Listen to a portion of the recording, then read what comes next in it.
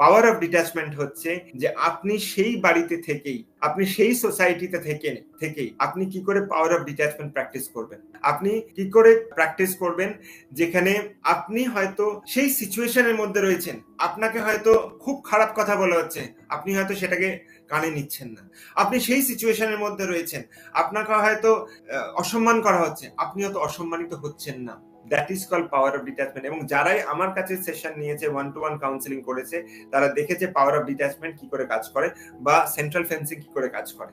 কিন্তু power of detachment যদি না শেখেন তাহলে কিন্তু আপনারই কষ্ট হবে।